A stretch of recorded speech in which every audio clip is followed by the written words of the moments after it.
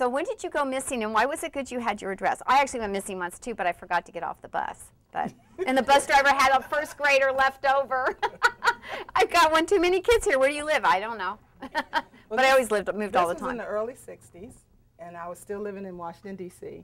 And has anyone ever grown up, you know, we all know the ice cream man, right? Does everybody know the ice cream man? Do you know the balloon man? No. Okay. In our neighborhood, we had a balloon man. And he would, and our street was like a hill. So you would come up and go down our street. And I would see the balloons before I saw him. And when every kid was running after the ice cream man, I wanted a balloon. They were like 5 cents. And I'd see him coming. The balloons would come first, and he'd come over the hill. And I would just be like this, you know, like I want a balloon. Now understand, I was 3 years old. 3. And somehow, my sisters were supposed to be watching me. Now, I look at that now and say, how is that possible when one of them was 4 and the other one was 6? But that's beside the point. So we're outside, right? And apparently, I'm 3, apparently I started to follow him. And they weren't paying attention. And I always say it's because they never let me play. You know how you say, can I jump with you guys? No, you're too small. Can I play hopscotch? No, you don't know how to count. Can I, you know, so you would just be sitting there at 3 years old like this, upset. So I followed the balloon man. And then all of a sudden I was noticed missing and nobody could find me. My mother freaks all the way out. Well, my father's a firefighter, so he calls the fire department, then he calls the police department, so everybody's out looking for me. And they looked in the washing machines and the dryers and the basement. They had all the teenagers looking for me. Everybody knew me. I was a little mischievous, but I ended up in another neighborhood. And a woman saw me, and she said, who does that child belong to? I've never seen that child before. So she went up to the balloon man, thinking I might be with him, and he turned and he said, you know what? She is from another neighborhood. I see her all the time. Now, this is the story that was told to me. I'm 3. I'm going to tell y'all right now, I don't remember this happening. And the woman asked me my name and where I lived. And she said, I looked up at her just as sweet and said, my name is Wanda Alexis Alexander, and my address is 2117 I Street Northeast, apartment 10. You want my phone number? Every time I hear that story, I crack up because I don't have any memory of it. But my mother says everyone's outside on the sidewalk when the police car drives up. And in the back seat, depending on who you ask, I was sucking on a lollipop or eating a pickle. Depends on who tells the story. But I know I wasn't doing both. And I had my balloon. And so the moral to the story is, never take your eyes off the balloon man. Never take your eyes off the prize, because eventually you will get it. I came home with a balloon. The rest of that story didn't matter to me. I got what I went for. You know what I'm saying? I mean, it tells you a lot about who you are as a person today. Oh my gosh. So tell us about, it came time for your silver box. Where did you go to school? What did you want to do? What was your education about for you? I mean, was it like, I can't wait to go, I want to go, or I have to go? What was it for you? It wasn't ready to go, have to go. It was like, I'm number 3, the first 2 went, I better go. I mean, I'm going to be honest. And I thought, you know, I don't know what I want to do. I don't have a clue. I just know I've been a good student, because I had to be a good student. I lived, by that time, in Lakewood Street in Suitland. We moved when I was 7. And you didn't come home with bad grades, unacceptable. You are smarter than that. You know, they watch you, they looked at your homework. You know, my mother had to look at our homework. Oh my gosh, she was I'm very much like her. And she would look at it and say, you know, I know you can do better than this. I just know you can, so I just want you to go do it again. If you came home and you didn't have homework, they had 3 sets of encyclopedias in my house. I think it's because my parents didn't know how to say no when people came to your door selling stuff. 3 sets. And so you'd come home and you wouldn't have homework. And Mom would say, you don't have any homework? I'm like, no, ma'am, I didn't have homework today.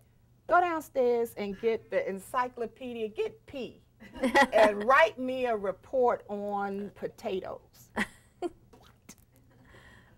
So you learn to make up homework. I mean, after a while, you figured it out. You're like, we're not doing this. And so education was a big key. It was always there. You know, you always had to go to different camps in the summertime. And then my father would sit down and tell you African-American history, true story. And he would tell you these stories, and I'd be like this at my father. I ain't read that in no book, nowhere. Where are you getting that from? The reality is a lot of what he taught us has now been made into television movies, have now been taught about. It wasn't taught when I was a kid. It wasn't in the books. But my father had this amazing memory, and he would just sit and tell you these stories, and you would go, okay, Dad, whatever. And as an adult, it just hit me like, oh my God, this man was telling the truth the whole time. He also knew his history very well. So I know my history on my father's side. I'm learning the history on my mother's side. So they come from this long line of storytellers. And so education, I went to University of Maryland in College Park. And every school that I had on my list, I didn't get in because my scores weren't that high. So I went to Maryland and just had a party. I mean, you mean there's nobody here to say get up? What? You know, I had a ball in college, seriously. I still hang out with my friends. We just had a retreat last weekend that went to college with me in the 70s. We had a ball. But I realized you really shouldn't compromise your education for a good time, because you got a whole lot of time after that to have a good time. So they kicked me out in my junior year. And I didn't know what academic probation was. What is that? You know, I got an A in that class. What's up? But it was because I dropped classes. You know, I get in the middle of the class and go, this is just, I'm not feeling this. And so I'm just not coming back. Not realizing that they treat that like an F. Yeah. So here I get this notice, and it says, we no longer want you here. We're freeing you up for new opportunities, which I use for my staff now. But anyway.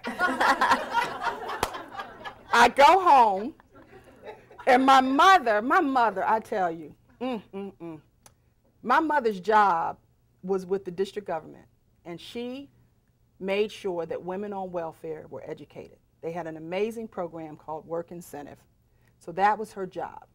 And then she was promoted as a contract specialist. And so what she would do is go through Virginia, Maryland, and DC and talk to different corporations and companies and convince them to hire these women after they got trained. And the government paid half their salary for a year, and the company would pay the other half. And then after a year, if that employee was good and you wanted to keep them, you had to pay their full salary. That was the job my mother did until she died.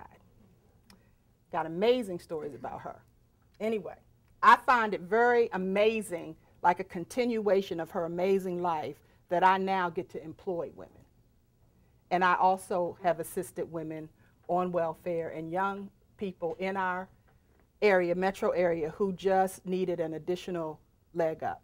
You know, they may come from, I've seen some stories that blew my mind and realized my mother went through this a lot, to the point where people stood up at her funeral and spoke about how she would show up at their house when they didn't show up in class and say, why aren't you there? And I couldn't find a babysitter. All right, well, I'm here. So you need to go and get on the bus and go to class. I don't have bus fare. Okay, here's some bus fare. Before you leave, what's that child's name?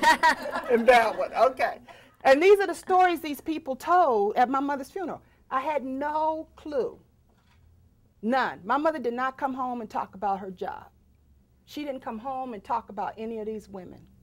And fast forward to 2010, and I'm speaking at the GSA's Women's History Month in DC, and I talk about my mom and her job, and I talk about my dad. Y'all around me long enough, some people in here know, I can't function without talking about them. They sit here and here.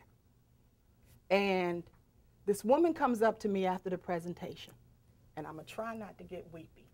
But you can't. And she said to me, I knew your mother. And I did like this, and she said, 33 years ago, I was on welfare with 2 children. And I went through that program.